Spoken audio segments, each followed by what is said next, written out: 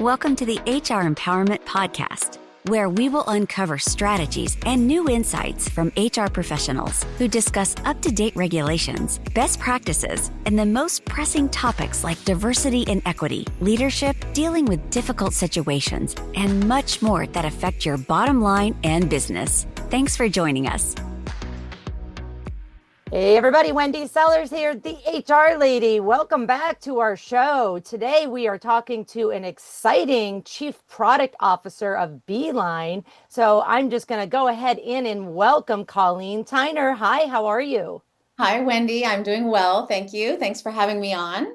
Yeah, I'm so excited to talk to you. I mean, you lead growth through product strategy and AI, which I love AI, but product strategy, I think that's not as familiar to most of our listeners. So I think we're all going to learn something.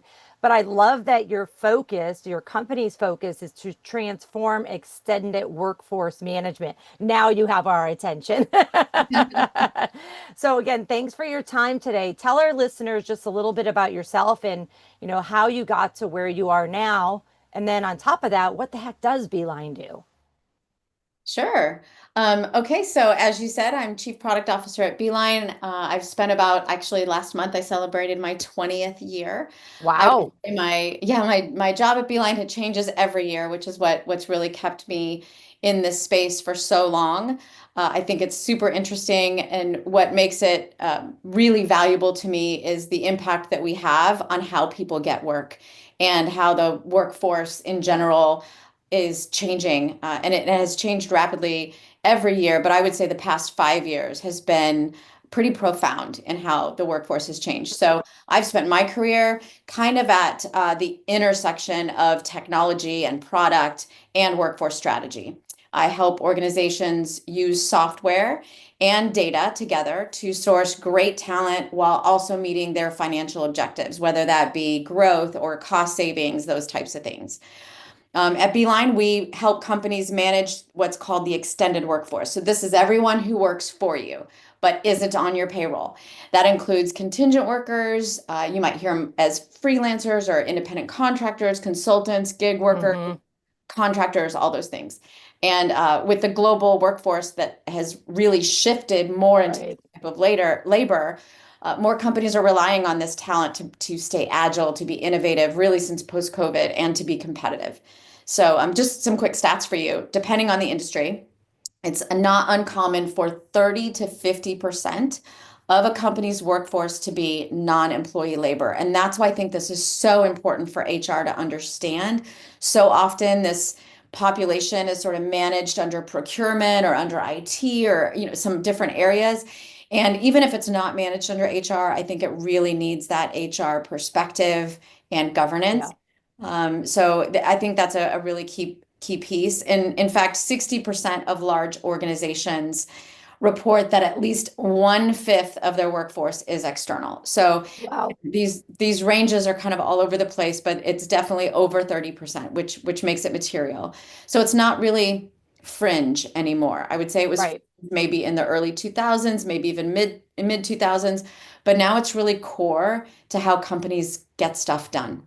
Is really having this workforce, and it needs to not be in the shadows and needs to be in the forefront. So our platform creates that visibility, shines a light on this area, enables things like compliance controls and HR to be involved, adds things like intelligence around it so that it's not a blind spot. So hopefully that gives you a little bit of context. Yeah, absolutely. I mean, it's huge. I myself, I'm an HR consultant that many small businesses hire me because they're too small to have HR or a high level HR person. They may have an administrative function that also does 17 other things too, right?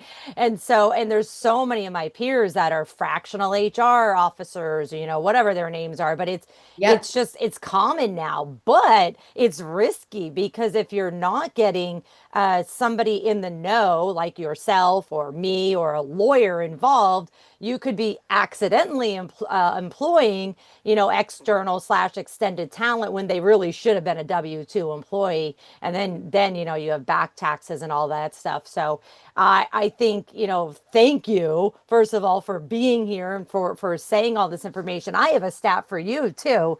I love statistics, by the way. Makes my crazy ideas like, okay, is this real or not? But Right. I was looking at a statistic just because, we're talking about AI and workforce planning. By 2025, by the end of 2025, this year, 80% of organizations are projected to use AI for workforce planning, with 70% of employees expecting some kind of personalized AI driven career development plan. And so this is where HR needs to know, by the way, you need to figure out how to use AI as well, which is interesting. Later on this afternoon, I'm actually doing a training on ChatGPT for HR people so that they could just feel comfortable and not so scared about that. So, let's talk a little bit more about, integrating AI into workforce strategies. How is Beeline leveraging AI to enhance the management of the extended workforce? Yeah, I think you're spot on, Wendy. It is crucial, and I love that you're doing a talk to help people get more comfortable. I actually just came back from an event in London where we had that same exact topic. Don't wait for it to be all packaged up and perfect. How can you use the tools that your um, InfoSec group and your company has made available to you to just learn it and get comfortable and be better? And it really can help you. We see AI as being the great enabler of speed, efficiency, and in the end, better outcomes. Now, there's definitely risk that is associated with AI, just as there is risk associated with anything that we're doing. But it's about mitigating that risk and taking the right steps. So what I would share with you is internally, we use AI to improve our delivery. And I think HR can do this.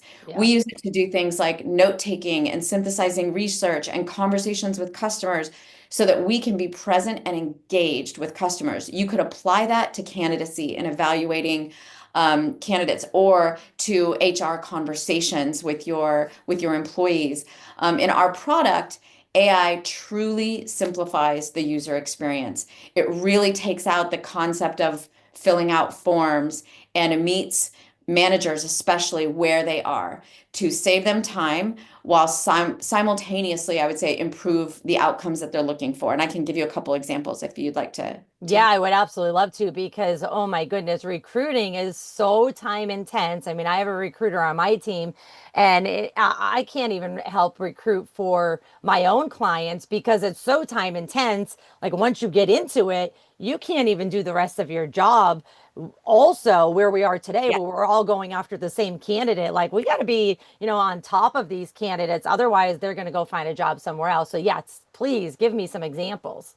I think it's great. And the key here is, HR is about humans, right? Extended workforce is about humans. And so how does AI step in and not um, overtake the human or replace the human? And in some cases, it really should. And in those kind of low gain tasks, like screening for an initial conversation, you really want to be able to spend your time on the rich conversations, not prepping for them, not sorting lists for them. So let me give you a couple of examples where I think AI is a great enabler. I think of it as like wearing a bionic suit, as a recruiter or as a screener.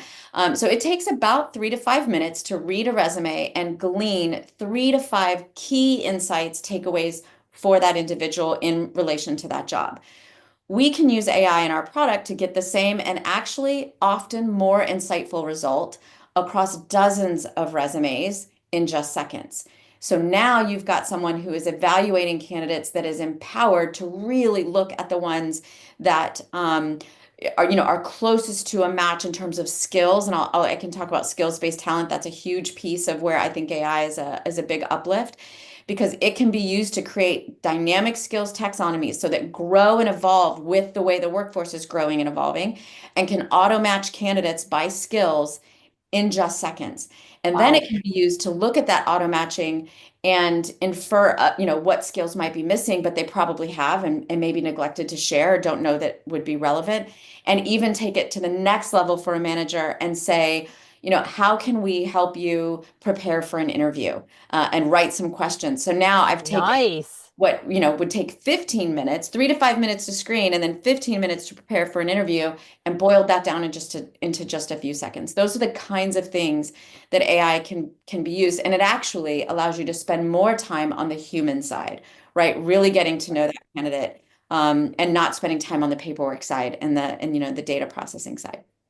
Yeah, two things. One, I wanted to follow up with some statistics. I found this in an article by HireBee that AI-powered hiring tools can reduce recruitment costs by up to 30% and decrease time to hire by an average of 50%.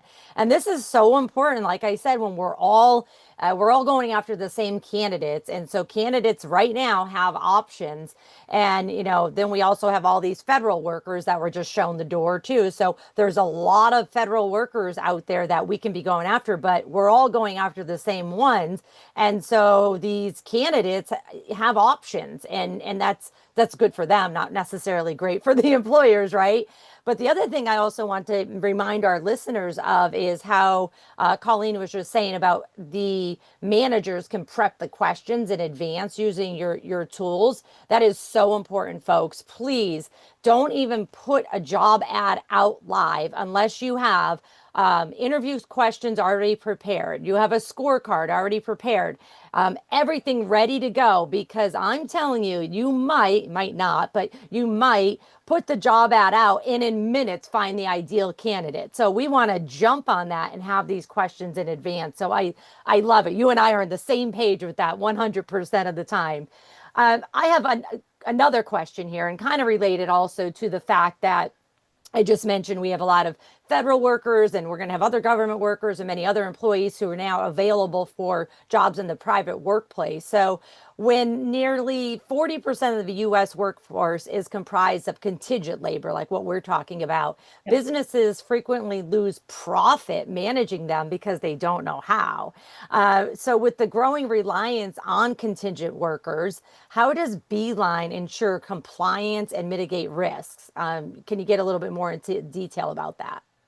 Yeah, this is actually where what we were born from, right? The need to, I would add, the cost controls in there as well, and that's part of compliance. So, really, that's how solutions like Beeline were born, was with a focus on ensuring compliance, cost containment, and mitigating risk for this population. And this is really where we shine, the depth of capabilities and functionalities. There are so many policies, whether it's company policies, departmental policies or controls, or regulatory policies or controls that an organization has to manage. And you cannot do that at scale without a technology that's helping you facilitate that. So our platform really enables clients to operate, especially in highly regulated environments like finance and healthcare and manufacturing, to make sure they're enforcing classification rules. So this external workforce needs to be classified properly. It has different tax treatments, as you mentioned, kind of at the Yep. top of the call. Or it could have cost, issues. If it's misclassified, you could actually be double paying for someone or for a talent or a skill over what you need to. So you could have compliance issues around what you're paying. There are things like pay equity rules that you have to think about for contingent labor versus full-time labor. And then there are all of your process controls, whether they're there for the Sarbanes-Oxley purpose or Right. other reasons. You need to make sure that your process controls are followed, that they are documented, date and time stamped every single step of the way. Yeah. Approvals are completed before anyone starts work, because that really could have an implication either on financial audits, security audits, or labor law audits.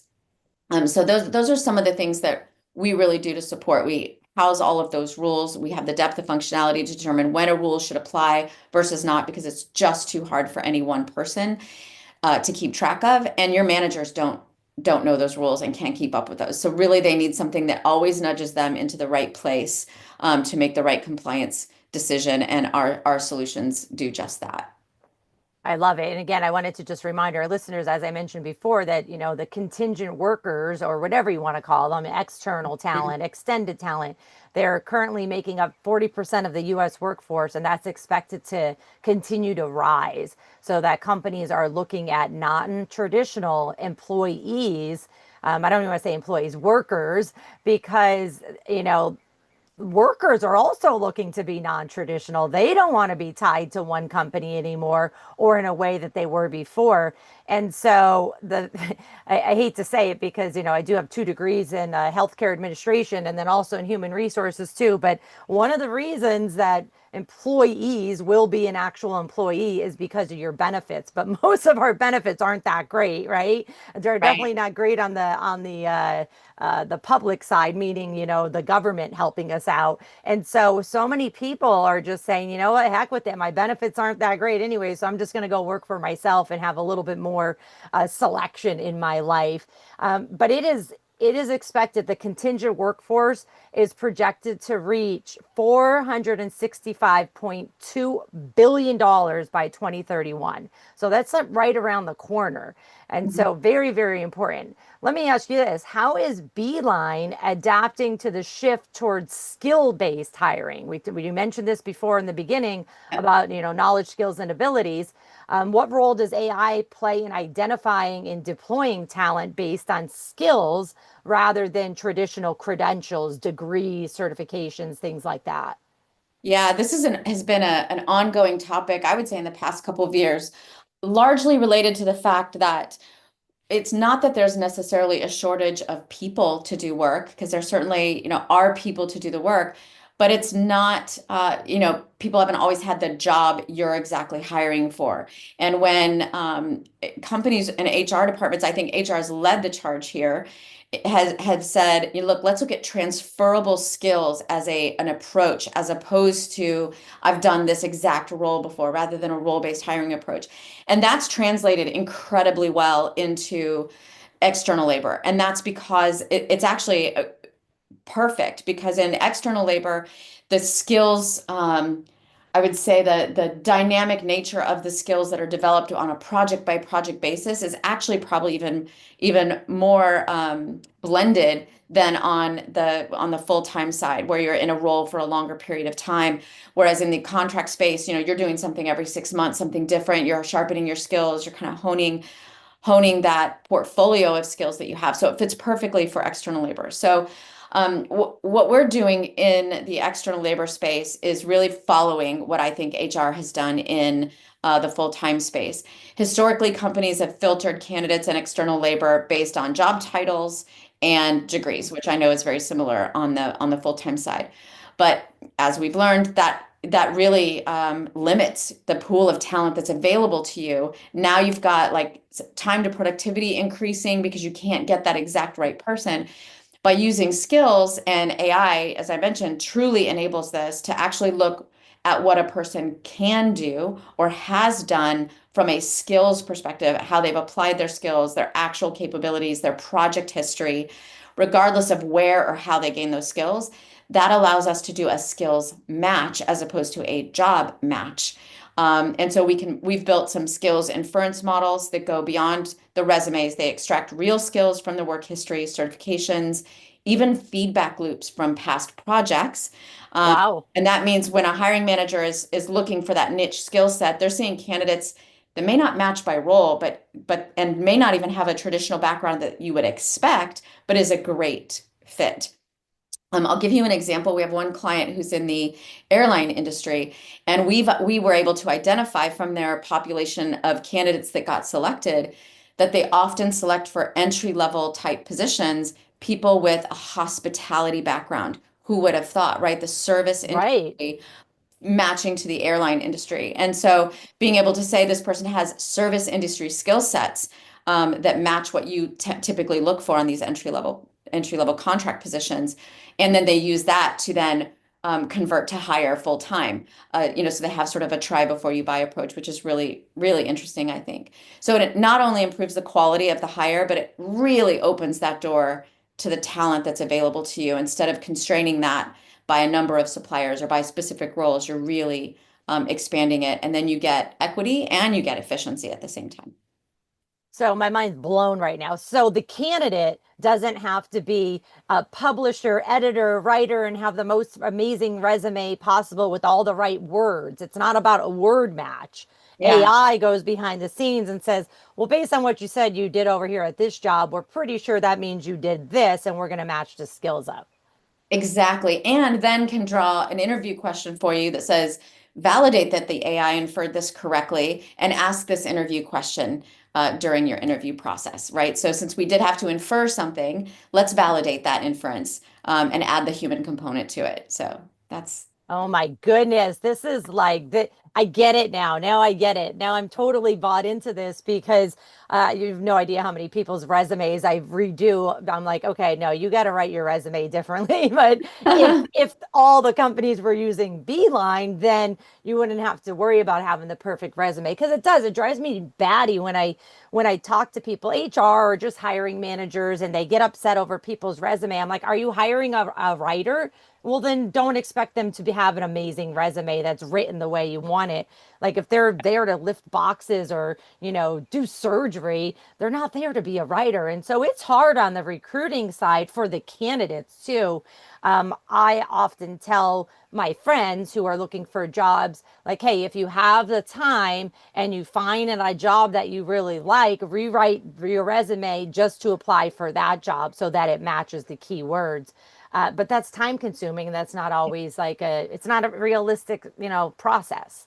right. And it's not always authentic, right? It seems a little too Yeah. mechanical sometimes. So if they can be authentic, and look, AI isn't the only thing that you should use. An AI skills match isn't the only thing you should use in evaluating a candidate. It's a new data point. It's an excellent data point that you can add to your evaluation, but you do need to use other things. But it does highlight that other methods that we often maybe use and don't realize that we're using to evaluate a resume, to your point, I call it the pretty bias. Like some people just really prefer a resume to be laid out a certain way. And so they'll bias their decision, not to the content, not to the qualifications, but to what makes it easy for them to read and evaluate. And that can be if you're hiring, someone who needs to lay out information, a certain way, like maybe that's a relevant evaluation criteria. But if you're hiring a developer, is that really the evaluation Right. criteria you should be using? So it does highlight, where maybe we do things where, we're applying a bias we don't even know. Yeah, 100%. So if you are, whether you're listeners, if you're using AI recruiting or not, really listen to what we're saying of we have to get rid of the bias. We have to train either the recruiting team, which is often not usually a traditional recruiter. It's usually a hiring manager who may never have hired someone before in their life, and now they're being forced to wear new skills. So things like an AI driven platform can 100% help. And in fact, Gartner predicts that by the end of this year, 2025, 60% of large enterprises will have adopted AI-based talent management and workforce recruiting solutions. So we're already heading in that direction. Why? It all comes down to money. Let's face it. It can, as I mentioned before, it can reduce recruiting costs and the time to hire, which means you don't have an empty seat sitting there. I want to ask you a quick question here about the younger generation. So I love working with all generations, and I do a lot of training on generations. And the interesting thing is, for the longest time, I was doing this was pre-Gen Z, so I'm dating myself now. When I was doing a lot more training on, educating managers and HR about millennials, I myself became biased because I was protecting them so much. So I had to take a step back and be like, okay, why am I being biased against myself, Gen X? Because I'm so busy protecting the millennials. So it was a hard lesson for me to learn to be like, okay, you got to step back for a minute here. But considering the evolving expectations of millennials and Gen Z, how is Beeline addressing the demand for meaningful work, flexibility, and ethical AI use and workforce management? So I think this is maybe the most important question that you've asked, and my answer might surprise you. And again, this is my perspective. Beeline has what I would say is for some context for my answer, we've put more than 6 million people to work through a Beeline solution. Whoa. We see a lot. We see every generation, every age group, every generation of manager, every generation of worker. And there are over 16,000 staffing and consulting companies that support their company, their customers, and thus their own business growth through Beeline. So we see a lot and we look at the data often and we say, what is this telling us? And what I have learned in looking at that data and then talking to the workers, the managers, and the suppliers is that Gen Z and millennials absolutely led the change to what we are seeing in the workforce today, which is the increase in flexible work, the increase in project-based mindset, the skills-based hiring. But the reality is most people, including, I'll age myself, the Gen X, Boomer generation, and I believe the generation following are going to demand and are demanding more than just work and a paycheck. They want purpose, they want flexibility, they want digital experiences that feel modern, and they want fairness. And that is really across the board. And again, I do think Gen Z and millennials cracked that open for us, but I don't think it's limited to them anymore. I think it's kind of the new way of wanting to work in general, kind of piggybacking on what you said about, not biasing against yourself. I think we're responding to that in really three ways. I'll go kind of high level. One, empowering talent, the individual worker. Through our talent portal, we make it easier for external workers to manage their own data. Historically, their information was proxied by a staffing company or an agency. Their careers were sort of in the control of those companies. Were really about choice, about seeing your own data. Where are you in the process? How does this align with your goals? What kind of feedback can you give about working with that supplier or working with that client? That's our vision of where we're going in terms of empowering talent. And I think the flexibility by design, this is really, as I mentioned, the root of who we are, using our solutions to build a more flexible workforce program to accommodate all the forms of work, remote work, variable schedules, non-traditional relationships, from independent contractors to workforce provided by staffing companies or consultancies.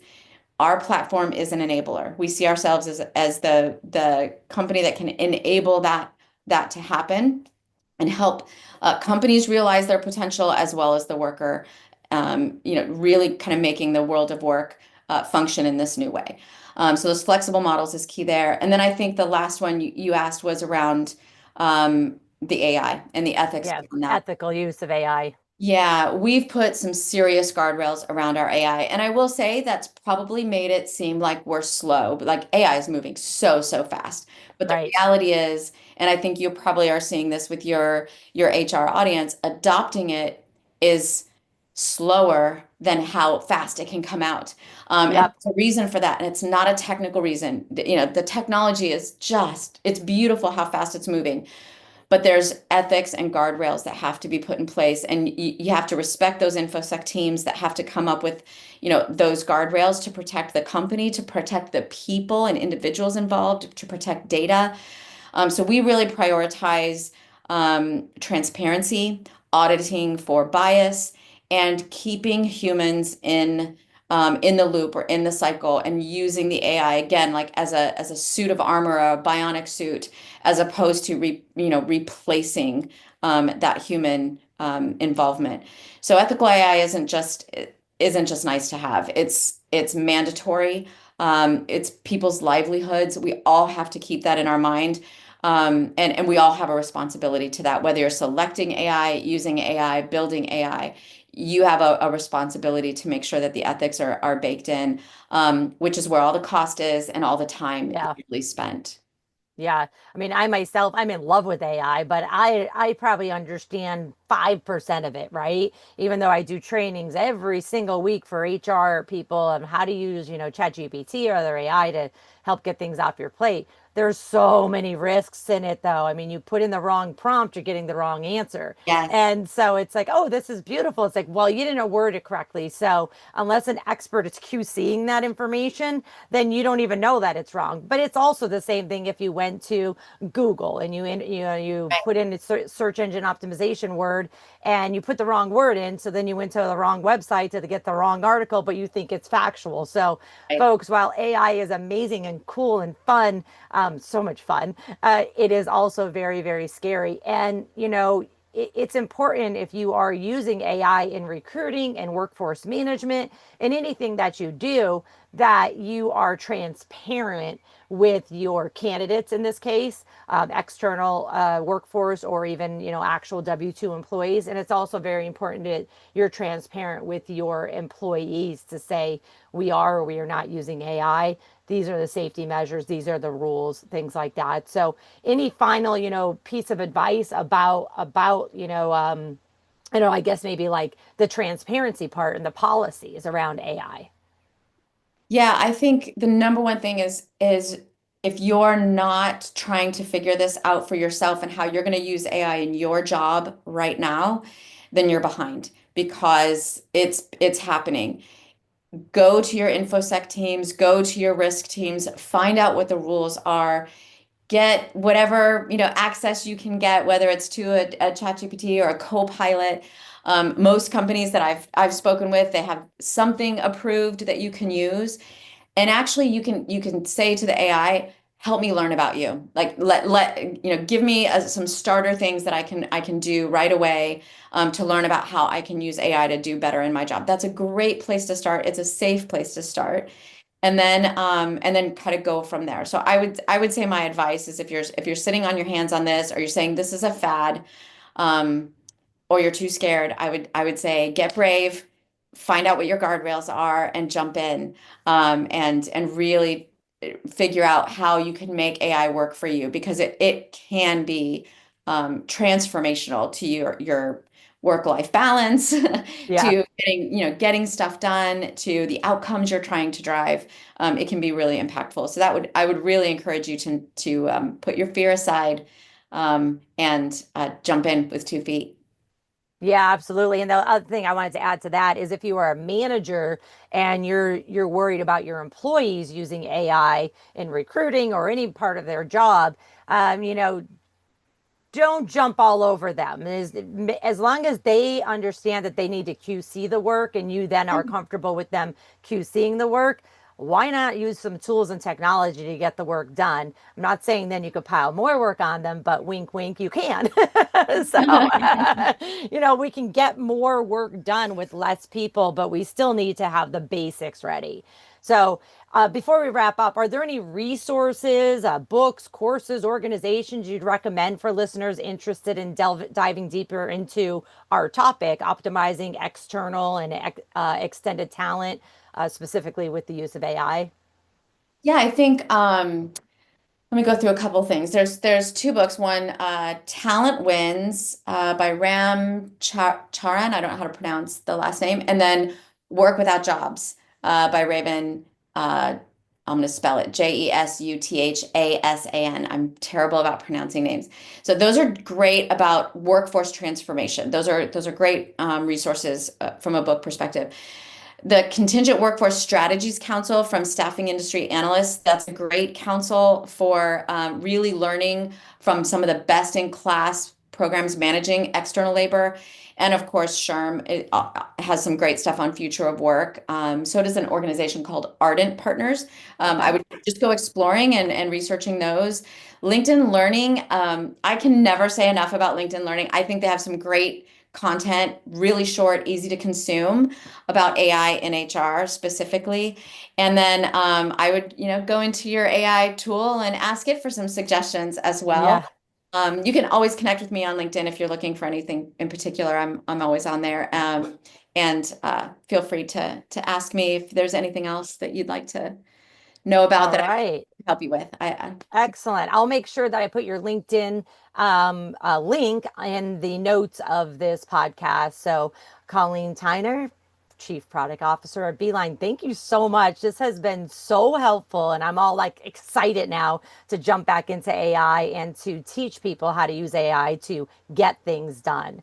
So everybody, thanks so much for listening. I hope this session has been beneficial to you. This is a reminder, if you listen to this podcast via the HR Empowerment website, you can receive HRCI and SHRM credits. Simply go to auroratrainingadvantage.com and look for the podcast tab. Any final words, Colleen? No, I just say thanks, Wendy. It's been a pleasure. Take care, everyone. Thanks for joining us.